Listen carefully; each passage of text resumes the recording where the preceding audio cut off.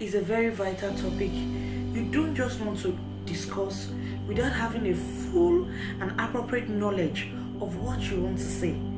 Yet, it is very important that you must pass this message of sex education across to your children at every age and every stage of their life. My name is Damilola Mayowa Owolabi, and welcome to another series of parenting on Live Nugget with Damilola. And today we are going to be discussing appropriate age topics for sex education. If you are just watching this channel for the first time, please do subscribe and click on the notification bell so you can get more videos on life issues and nuggets on parenting, sex education, and topics that evolves around it. So let's get into today's business. Talking to your kids about sex education can be very, very intimidating and awkward if you don't know what I call 5 W's and H. So the question is, what is 5 W's and H? If you don't know, number 1, what to say to your kids. Number 2, when to say it. Number 3, where to say it. Number 4, when to say it. Number 5, who to say it to. And lastly, how to say it. Many of us grow up not knowing our rights from left. Most of us did not even get our parents nor teachers to give us first-hand information about sex education. No offense. It's obvious that most of our parents didn't even have the right knowledge or information to give to us, so we don't blame them. They can't give what they don't have. And some parents have the information, but either they are too shy to communicate the information to their kids, or those that even know the information fully, knows their onions and the details of sex education,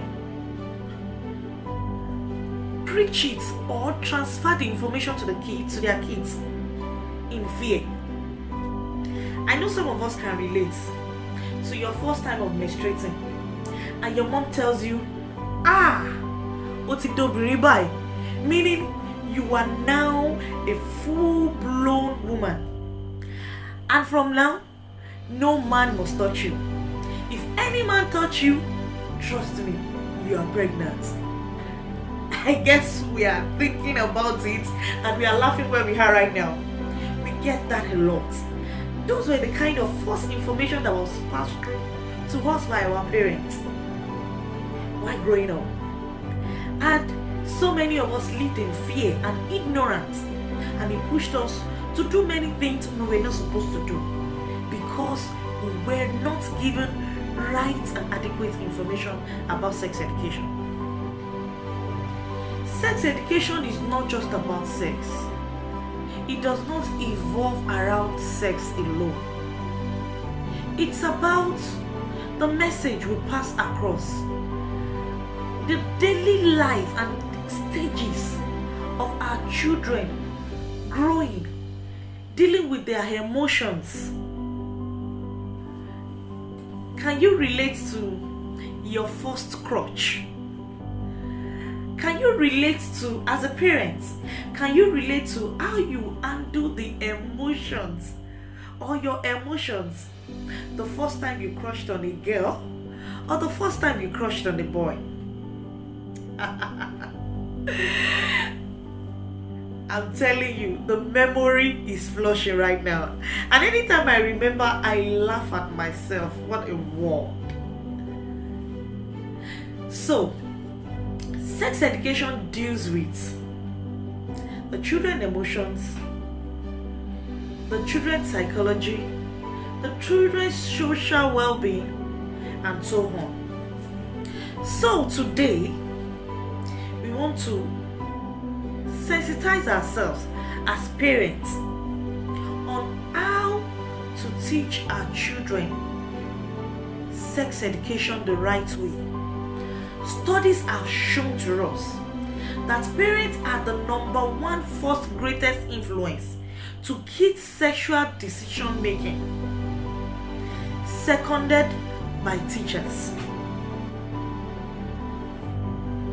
To start, you must consider your child's age and maturity level when you begin bringing up these topics.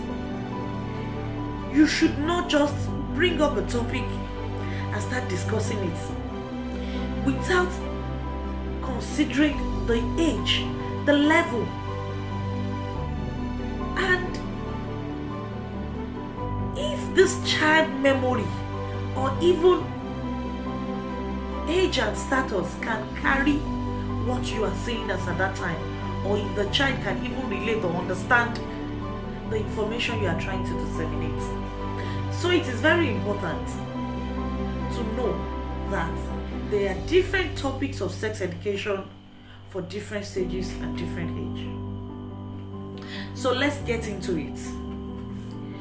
For young children between the age of 1 to 7, before I proceed, I need to let us know that it is never too early nor too late to talk about sex education to our children.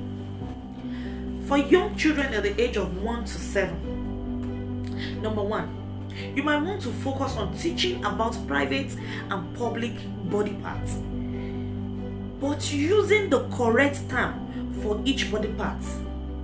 Like call the breasts to be the breast, call the penis to be penis. Let the child know that clitoris is clitoris, penis is not totoro, is not my apple, is not my, call it the actual name it's meant to be. You might also begin to talk to a child about privacy after passing the information of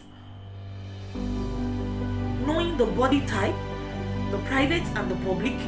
You then move to teaching the child about privacy. Teach them what child abuse is about. Also, teach them not to keep secrets. Help them to confide in you. Don't be too harsh. Don't always shout at them. By so doing, you make them close to you and they will have confidence to talk to you about anything whatsoever. Teach them to know how to differentiate bad play and good play, bad look and good look. Teach them to differentiate bad gifts and good gifts, good people and bad people, good toys and bad toys, good and bad pictures or videos to watch. Teach them to be modest and teach them the way of the Lord, which is very, very important. The book of Proverbs 22:6 says, train up a child in the way it should go, and when he grows up, he will not depart from it. The biggest point I want to make is that it does not matter if you have the perfect talk with them. It does not matter if you structure the talk 100% smoothly. It does not matter if the talk is perfect. But what matters is that you take the step and you talk to them. Enough of parents shying away from this talk. We can help our society, we can help our children, and we can curb immoralities just by disseminating necessary information or necessary sex education in a godly manner to our children. Thank you so much for your time today. I hope you are able to learn one or two things. Please do me a favor, share this with friends, with family family, with neighbors, with enemies. You never can tell. You might be saving someone's life, someone's home, someone's future.